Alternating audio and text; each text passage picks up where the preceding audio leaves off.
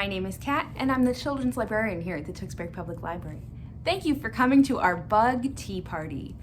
Tonight we're going to be reading Unstinky by Andy Rash.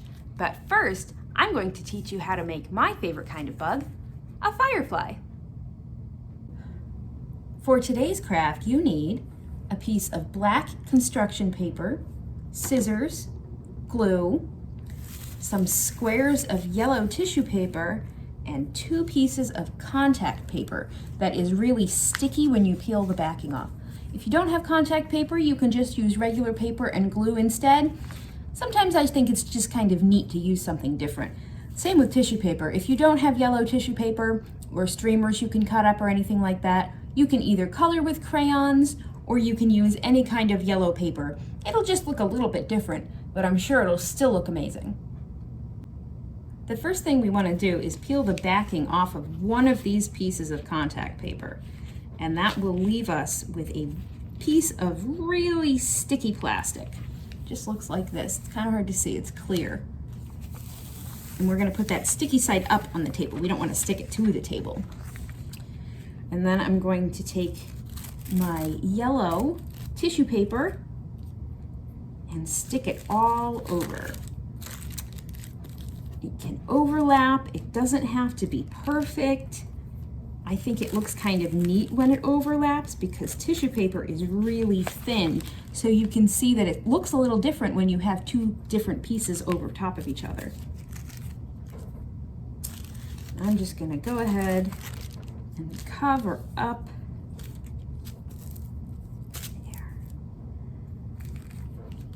much as we can. It doesn't all have to stick perfectly because we're going to put the other piece of contact paper over top. You don't have to do the entire thing if you don't want to, but you can. Let's see, put this one here.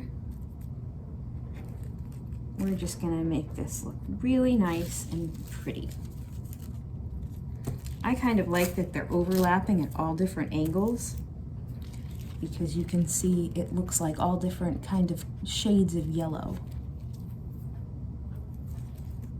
And we're gonna stick this on the window when we're done so you can see the light shining through it and you'll get to see all of these different shades. All right, now I'm going to take my second piece of contact paper, peel off the backing. It can be a little tricky sometimes. There we go. Just peel that off, and I'm going to, as carefully as I can, put this over top. Whoop. There we go. There we are. So we have our little sandwich here. It doesn't have to be perfect. If it bothers you, if you have wrinkles or bubbles, you can try to peel it up, but you might get some of the tissue with it. So we'll just say the wrinkles and bubbles are part of the appeal. What we're gonna do now is take our scissors and cut a big circle. So we're not going to use the whole thing. I'm going to make a big circle.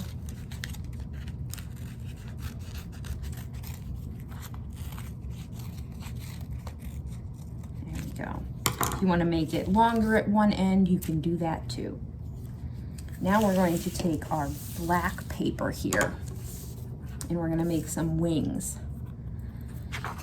So I'm going to cut a piece off of here, and I'm also going to fold this in half because we want the wings to look the same on both sides. There we go. And we can see how big do we want our wings to be. I think that would be about to here. So I'm going to cut from the corner. And I'm going to make like a leaf shape, or football shape. There we go. And now we can glue those down just like that.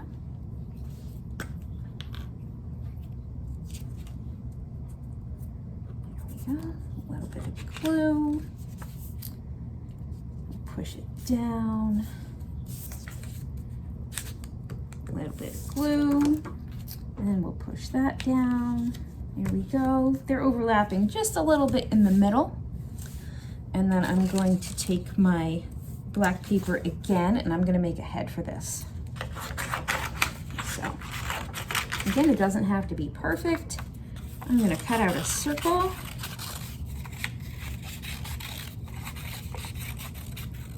Here we go. And we'll glue that right on top.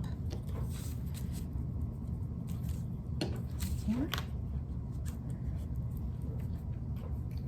And then last but not least, if you want to, we can make some antennas.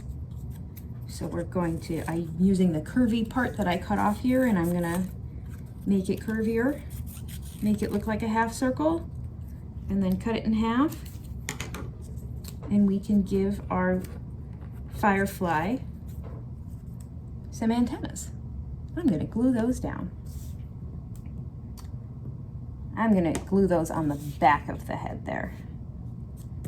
There we go. And now we have our firefly. And when you hold him up to the window, you'll be able to see the light shining through. Great job, my friends. I think he looks wonderful. See how you can see the sunlight shining through from behind? If we hang him up on the window, we can have fireflies all year long. Why don't you take a moment to get something to drink and snack on, and I'll read you a story. Tonight's book is Unstinky by Andy Rash. Unstinky by Andy Rash.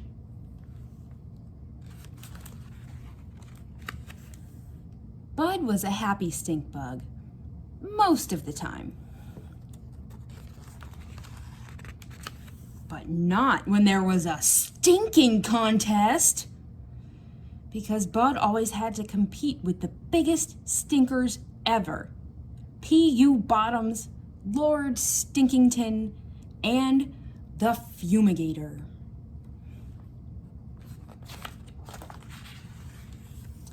And every time Bud tried to stink, something went wrong. Smokestack, dead fish, dog do, flowers, outhouse, gym sock, sour milk, pine trees. He always made good smells. Bug spray, rotten eggs, armpit, new car. Another big stinking failure.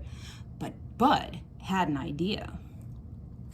Onions, manure, a skunk. Once Bud was sure he totally reeked, he announced his own stinking contest. But as all the stink bugs lined up, a big dewdrop fell. Splash! Garbage truck, Limburger cheese, burning wig, freshly baked bread. Fourth place again. Bud wandered off to mope and ran into Mayor Funk, a stink bug with a high rank. "What's wrong, Bud?" Major Funk yelled. "I can't stink, sir. I don't know how," said Bud. "Nonsense," yelled Major Funk. "Every stink bug can stink. Just do what I do. Stomp your feet, wave your arms, wiggle your bottom. Gunpowder, candy cane." Major Funk sniffed the air. Well, keep working on it, Bud. You're sure to stink someday." Bud did keep working on it. All day he stomped and waved and waggled. He jumped and slid and twirled. Tulip, daisy, rose, gardenia, poppy, violet, daffodil, petunia. He flopped and reached and twitched, but every smell that came out of him was flowers, flowers, flowers. A confused bee arrived. "Hi, I'm April. Sorry to interrupt your dancing. I thought I smelled flowers." "That flower smell is me," said Bud.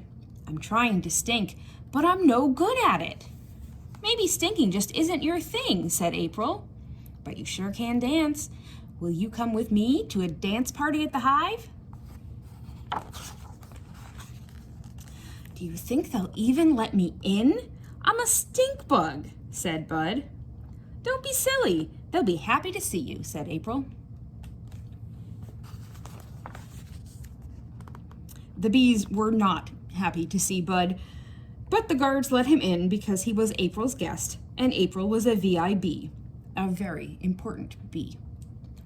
Bud's entrance created a lot of buzz. Who let a stink bug in here, said one bee. He'll stink up the whole hive, said another. April, I'm gonna leave. Nobody wants me here. We'll show them, Bud, on the dance floor. Bud and April danced and danced and danced and danced. And then, bloom. Hummed all of the bees. Her Royal Majesty, the Queen Bee, arrived. Bud the Stink Bug, you have graced this hive with your dancing and aroma. You are always a welcome guest. Hooray, said all of the bees. Bud went back and told his friends about dancing. They had never heard of it. They gave it a shot, but it clearly wasn't their thing. Volcano, cheese factory, dinosaur poop. Although the exercise improved their stinking quite a bit. They thanked Bud as he said goodbye. And Bud went back to do his thing. What a great story! I hope you liked it as much as I did. Thank you so much for joining me tonight for our bug tea party. I hope you had fun. You can see lots of other tea parties, arts and crafts videos, and science experiments here on our YouTube channel, or follow us on Instagram, Facebook, and Twitter at Tewksbury LIB. Have a wonderful night.